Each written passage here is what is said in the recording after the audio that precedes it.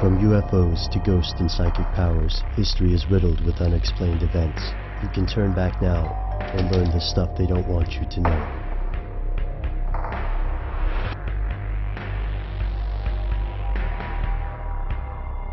Here are the facts. In the developed world, it's unusual to meet a person without a cell phone. According to a 2011 survey by CTIA, about 91% of Americans own a cell phone or similar device. In the developing world, mobile phones are quickly becoming a means of social improvement. For a small cost, people that couldn't afford a computer can communicate, trade, or even bank on their cell phones. We're approaching a future where almost everyone could have a phone capable of doing everything a desktop computer could have done 5 years ago. But there's a dark side here. The same technology that gives us unprecedented convenience also gives private companies and governments an unprecedented ability to monitor individuals. Across the world, more and more people are asking uncomfortable questions. How much does your cell phone know about you, and who else has this information? Here's where it gets crazy. Your average cell phone knows a lot about you, and it's not keeping much of it as secret as you might think. According to Android developer Trevor Eckhart, over 100 million smartphones track their owners' daily movements. Software developed by a company called Carrier IQ comes pre-installed on several phone carriers, and critics believe it tracks everything from a phone's location to the user's keystrokes. Carrier IQ claims that the software does not track customers. Instead, the company argues, this software helps improve phone and network performance. On the other hand, security experts such as Sophos Chet Wisniewski see it as a severe invasion of privacy.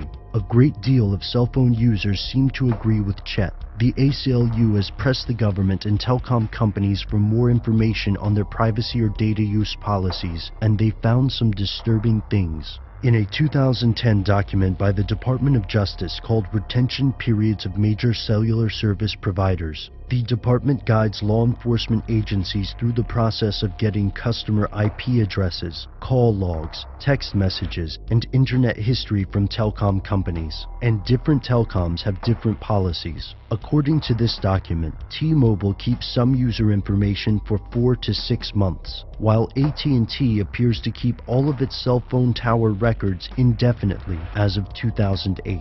These records may not necessarily include the content of a phone call, but they most likely include data about the location of the phone and, by default, the phone's user. The more conspiratorially minded opponents believe that private companies and governments already monitor every single phone call, text message, or web session to some degree. Many of these conspiracy theories argue that cell phone tracking is evidence of a growing police state. But what's the truth? Is cell phone activity really up for grabs, or do government agencies still need a warrant to track this activity? Unfortunately, there's no clear-cut answer to this question, at least not in the United States. In a 2012 ruling, the Supreme Court concluded that police needed a search warrant to attach a GPS device to a vehicle, but never resolved the issue of cell phone tracking. It should be noted that repeated Freedom of Information requests regarding cell phone privacy have been denied by the FBI.